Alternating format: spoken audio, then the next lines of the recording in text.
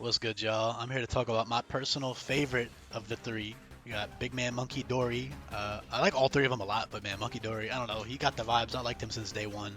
Uh, I will begin talking about his buffs and changes in just a second, but for any new viewers, I don't want to isolate y'all. I appreciate you. Why does the music always do this? I'm not re-recording it, bro. I don't care. If you're listening to this and this is your first impression of me, I don't. I've been bulk recording a bunch. Anyways, back on topic. Munkidori. If you're new here, click the description link down below.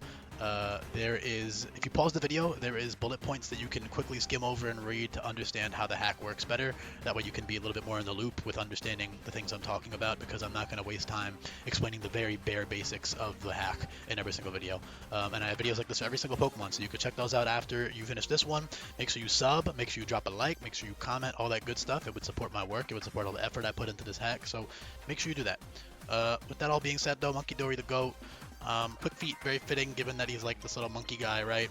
And then Neuroforce I think is super cool because he's like all about his intelligence, and also like the chain specifically affected his brain, right? Like he got the toxic chain that made him smarter. So I think having that like obviously something like Psychic Surge fits well, but that's fucking boring, dude. Like there's a good amount of Psychic types with Psychic Surge already. Neuroforce is a pretty underutilized ability, even in this hack. There's not too many mons with it, and the fact that Move Relearner is a thing now, well, it wasn't in Sweltering Sun, means that Neuroforce is so much better because you can switch your coverage moves whenever you want, and this guy gets a good amount of them. I did reach a couple of them, like T-Bolt, kind of weird, whatever. All the other ones make perfect sense to me. Only weird ones, T-Bolt really to me, like Electric moves, but I mean other Psychic types get electric moves for no reason anyway, so I figured I can let him cook with the Neuroforce. And all the other ones make Aura Sphere, Shadow Ball, that shit, Energy Ball, that all makes perfect sense to me. For him to learn Mud Bomber, ground, special coverage move right there, super strong. Essentially ground type, Surging Strikes, special move, can't be used twice in a row. So that's all really cool, right? He's got tons of great coverage options, and of course his dual stab is really strong. And then Quick Feet is awesome because not only are you not guaranteed max speed IVs or a plus speed nature, you're actually guaranteed 20 speed IVs, not 31. So you're guaranteed 20 on every Pokemon, that's it. You don't get 31 ever. So Quick Feet is inherently useful because of that, but also because, what's it called? The nature, you're not, if you don't get plus speed nature 108 versus a plus speed nature AI is like not that fast. But switch it in or click Fake Out, get that free Quick Feet Flame Orb, now you're outspeeding pretty much everything in the game. And that's incredible when you're like, I mean, on the physical side, you're pretty frail. Although, honestly, again, if you round up the stats, I gave them all 8s in their stats because the Toxic Chain, the 8 looks like a chain. That's why Pekka Run has 8s in all their stats, besides defense. All of them have 8s in all their stats besides attack. Well, actually, besides one of their stats.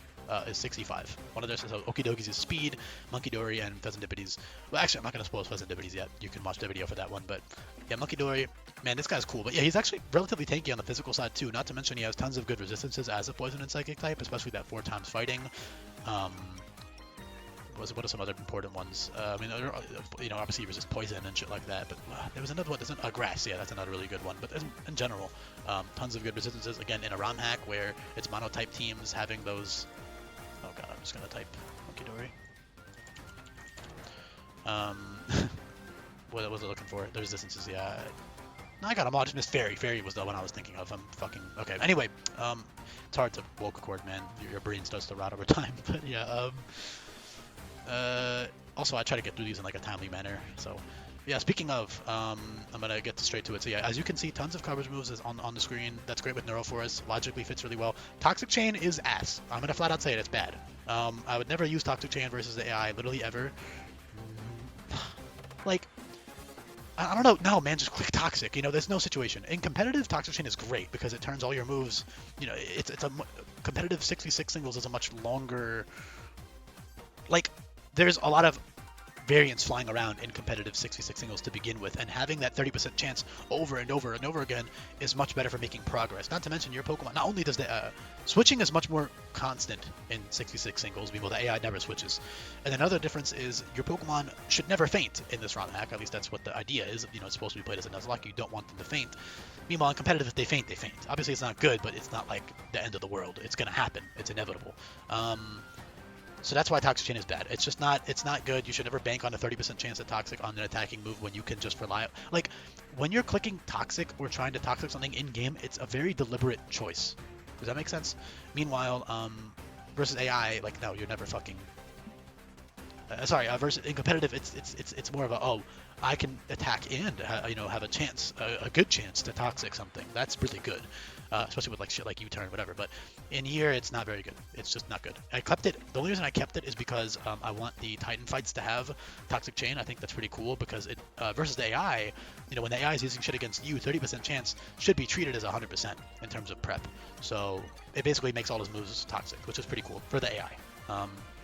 For the player, it's bad. I cannot think of any use cases really. I really can't. Maybe Mud Bomber, maybe. But like, if you're clicking Mud Bomber, you're ideally trying to kill something. You're not fucking, chipping it. I mean, it's actually not terrible because Mud Bomber also drops speed.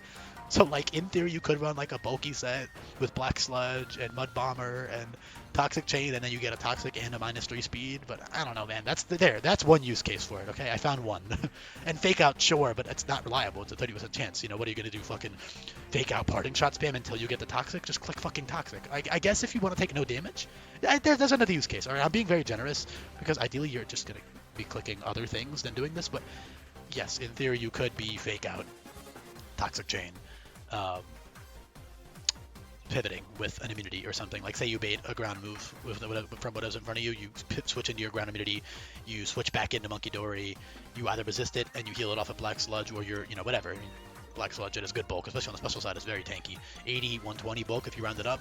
80, 70 is not bad with investment too. If you run max phys depth, like, he'll tank physical hits. And again, he also has those good resistances I mentioned earlier. So this guy's super dope. I would love to use him.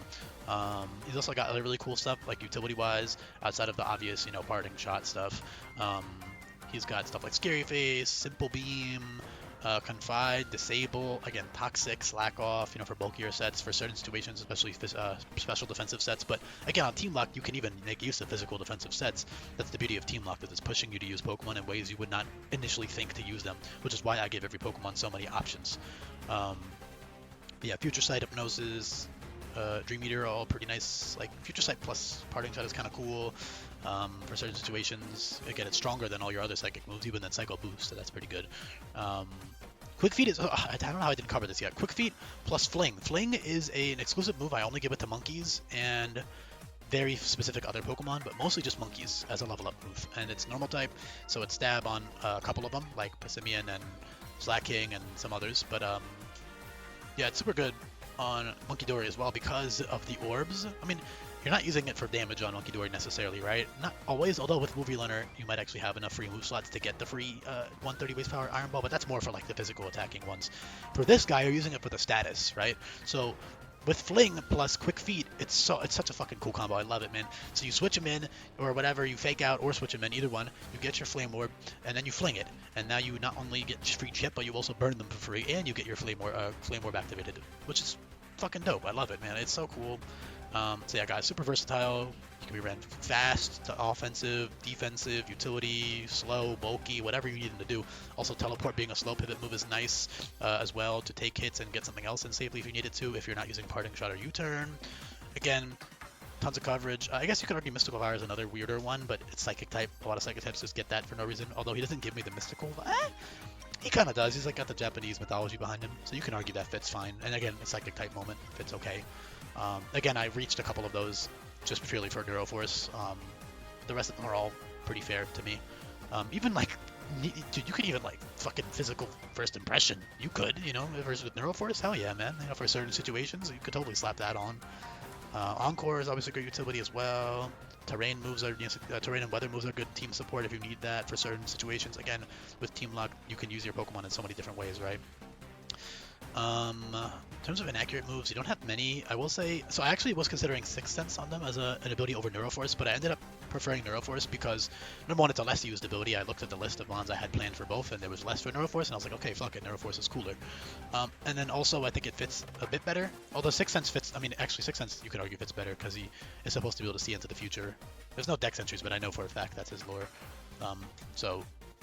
Regardless, Sixth Sense is cool, and it makes moves like Sludge Wave, Hypnosis, Thunder, Focus Blast, and Side Strike not miss. So it has a very good move pool for Sixth Sense, but I realized that Neuroforce is not only a similar boost to like 25% super effective boost, is similar to the base power boost you get from the Sixth Sense moves, but also